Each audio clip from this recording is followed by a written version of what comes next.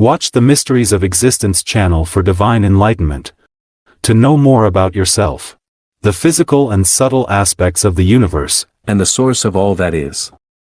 This is a message brought to you by the Harbinger of the Last Covenant, His Grace, Iyke Uzorma, author, Archbishop, University Chancellor, scholar in extraterrestrial research, professor of Christian education at St. Thomas-A-Backet University, England, recipient of Nelson Mandela Excellent Leadership Award in Africa. Former living Grand Master in the Order of Terrestrial and Astral Hierarchy, amongst others. Dear listeners, this is the interlude session 21 in this Mysteries of Existence channel, titled, Life After Death Experiences, Part 8. It is a great exposition of the Harbinger of the Last Covenant, His Grace, Iyke Uzorma, for every human on earth, which is read here as follows. Distinguished audience, in our last interlude session, Part 7 to be precise, mention was made about Austin, who physically visited me and was seen by others, months after his death and burial. I also spoke about Victor, a friend of Austin. You may also recall that I spoke about the divine monitors, who guides the departed ones in the first stage of the regions of death. Now, I am not yet done with the issues of some dead and buried people, who are still physically living elsewhere in the world of man. I will come to this later, but for now let me share something here concerning Victor. After some time, with regards to Victor, the friend of Austin, he brought a matter to me. Victor sought divine clarification about his intention in getting married to a certain woman. In the course of my divine inquiry for him, the Lord didn't give approval for him to marry her. Specifically, the woman came to the earth world from the realms of the destroyers. In this terms, and within the inner configuration of her current physically oriented self, she is a carrier of death in earthly marriage. Whoever proposed marriage to her, and sleeps with her, will be evacuated from his physical body. This is death. In other words, embedded within her inner configuration of being, is the archetype of the spirit of death. Meaning that she is a moving element of death. There are some people, men and women, like her in diverse places. In addition, she is a carrier of the dry leaf of the desert. In this physical world, such a daughter of man, apart from being a channel of death, is equally a serious hindrance for the material progress of the sons of men. Again, there are so many men and women like this today, in diverse places of the world of man. I informed Victor about the outcome of this divine inquiry. Then I warned him to stay clear, and completely extricate himself from this daughter of man. In my presence, he vowed never to go contrary to the standard of what he heard, but he went away and did otherwise. He disobeyed, and went ahead to sleep with the woman. The first time that he slept with her and did what some humans do in lust, situated on the foolishness of mundane aggrandizement, he collapsed and started to vomit blood. One of his siblings called to inform me of what was going on. This was around 2 a.m. Consequently, I immediately activated the emergency code for divine inquiry. This was to ascertain the true situation and know what to do from the Lord, Master of the universe. Following the physical manifestation of the Lord in this regard, he said to me, Harbinger of the Last Covenant, the man, Victor, in disobedience to me, has strayed into the chamber of death. In this, intervention from me is withheld, it will not come forth. Therefore, let him go. Thus, Victor died before the rising of the sun.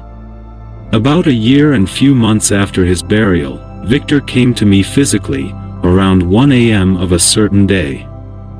As I was about to sleep, someone touched my leg. I became awake and saw Victor standing physically in front of me. This occurred in my bedroom. He greeted me and I said to him, Victor, you came to see me? In his response, amongst other things, he said, Daddy, I thank the Almighty Father for all that I was taught by you, mostly concerning the life after physical death. Based on what I learned from you, I have skipped over some classes in our camp. I am now placed ahead of some people in the camp, who were earlier transferred from the earth before me. Those guiding us said that we will soon be moved to another camp. I sought and obtained permission to visit you physically, before we are moved from there. A covering was placed on me, to enable me make a physical appearance. I know that you won't be scared to see me. I don't know if I will be permitted to physically appear again. I am truly sorry for what I did, which caused my untimely death. I have been chastised and reprimanded for it. I now know better, and I am moving on, as I know that I am on a journey. After this and other things that he said, including my responses, he disappeared. Now, it was the monitors who permitted Victor to make such a physical appearance. However, things like this are outside the framework of some religious beliefs. But reality is reality, regardless of our belief systems. The divine monitors, who guides the path of the departed ones, act in so many ways, at different levels, in the realms beyond. You may call them spiritual guides, guardians of the journey of death, angels of death, or whatever you may choose to call them. Nevertheless, one thing is certain: there is an order of divine personalities that escort the departed ones from the physical realm to the realms beyond. They also assist the departed ones, at different levels of consciousness, to acclimatize with the life after death environments. In the welcoming procedures to the hereafter, the monitors also act the drama of this process, in accordance to the overriding belief systems of individuals. Thus, it is the primary duty of the monitors to welcome the departed children of men into another layer of reality, for the life after death experiences. Each individual, however, is welcomed in proportion to his belief systems, as already mentioned, which will be clarified in other sessions. This is situated strictly within the configuration of the most prominent thing that one remembers at the point of death. What you remembered most at the point of death is the final outcome of what you have always remembered in the course of your earth life. In it lies both the mental pattern and the predominant elements of your beliefs. At the point of death, this mental pattern and the predominant elements of a particular belief are well scrutinized and played out by the monitors. Therefore, what dominates your consciousness at the point of death will be played out for you by the monitors, in a welcoming procedure, as far as the life after death experiences is concerned. The monitors themselves are extremely proficient in this line of divine duty. However, the diverse aspects of the welcoming procedures will be discussed in subsequent sessions, when I commence expositions on the welcoming procedures and experiences of the hereafter. Currently, I am still on a unit in the first stage, dealing with the physical existences of some departed ones in other places, outside where they died or buried. This is outside the aforementioned welcoming procedures. The case of Victor, however, is a bit different, because, from what he said, one could easily understand that he had gone beyond the welcoming procedures in the hereafter. In this connection, Victor also made mention of a camp, serving as a sort of the training systems for some departed ones. In most occasions, things like this do happen to some departed ones. Such a camp in the life after death environments have different degrees and stages, in accordance with the individual's state of consciousness at the point of departure or death. These camps are set up by the monitors themselves. After death, when the departed one has truly matured in the realms beyond, the meaning of the camps and the secrets thereof will be known to him. He will then understand that the camps were mere camouflage of greater realities.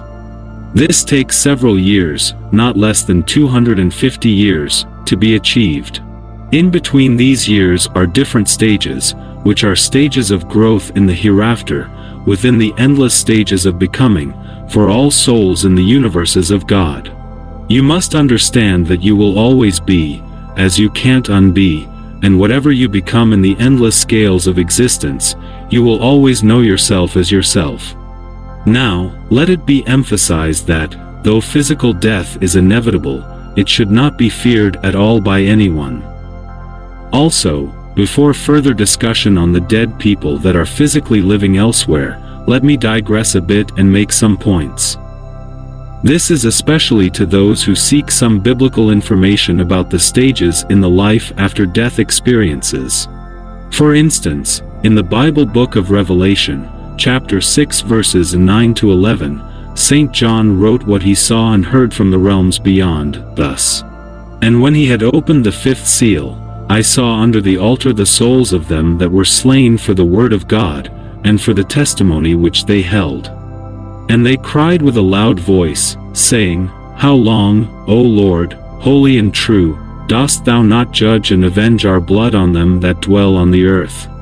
And white robes were given unto every one of them, and it was said unto them, that they should rest yet for a little season, until their fellow servants also and their brethren, that should be killed as they were, should be fulfilled. This sacred writings of St. John should give you some clues about the experiences involved in the afterlife encounters. What St. John wrote is about a particular experience of some persons, especially those who were murdered on earth for the sake of the great Lord Jesus the Christ.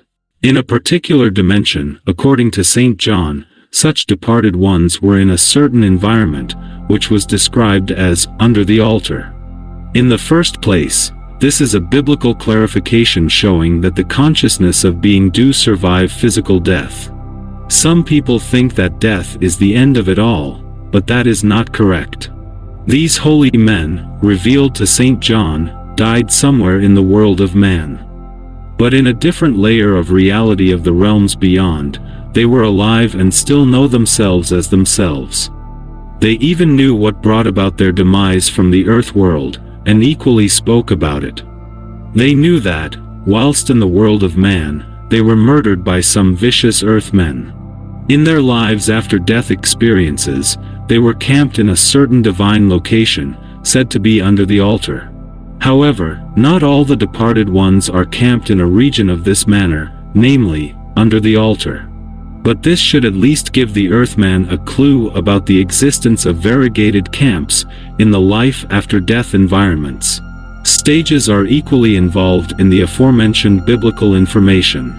The departed ones under the altar were reported to have said, How long, O Lord, holy and true, dost thou not judge and avenge our blood on them that dwell on earth? This is a particular stage, designed to lead to another stage of existence and experience. The expressions of these holy departed ones were premised upon certain expectations for a desired intervention or divine action. Inherent in this expectation, however, is equally a lack of knowledge on their part for how long they will remain there, namely, under the altar. Also, following what they said, it was made clear that white robes was given to each of them. Thus, the white robes was given to them at a stage. They weren't given the white robes immediately they vacated their physical bodies at death. Meaning that the white robes were, in this terms, some kind of representations of a different stage entirely, in the life after death environments and experiences. What about finding themselves under the altar? How did each of them get there? Were they escorted into such a divine system of reality? Did each of them suddenly found himself there, few minutes after death? As a divine rule, each of them was escorted into that region by the monitors. This shows that the stage of each of them, upon the experience of death, is different from the stage in which the white robes were made available to them. The great ones who gave these departed holy ones white robes weren't mentioned, but it is the duty of the monitors, who guides the path of the departed ones, to do so. They did so, in line with their divine duties, and white robes were provided to the departed ones at a stage in the hereafter. To these departed ones under the altar, it was said that they should rest yet for a little season, until some of their fellow servants on earth are murdered like them. This shows that the resting period in this environment will certainly elapse, for future progression into more advanced divine consciousness, creativity, and spontaneity, in the higher spheres of existence. When you tell someone to wait for you here, till you go out and come back, it means that when you have gone and returned, the waiting of such a person for you will stop. If you come to me, while I am preparing a meal, and demand for food, and I say to you, wait until I am done with the meal preparation, it means that after the meal is fully ready, you will have a portion of the meal. If you are advised to take a bed rest for 3 days, it equally means that you will resume your normal work after the allotted period of 3 days. Therefore, when it was said to these departed ones to wait or rest for a season, until certain things are accomplished, the waiting will stop after the accomplishment of such things. They won't remain anymore in that camping system under the altar. Rather, they will then move on to the other equally valid and vital divine stages of experiences in the scale of existence. Remember that the souls under the altar were not revealed to St. John as soul personalities in the dominance of abundant joy.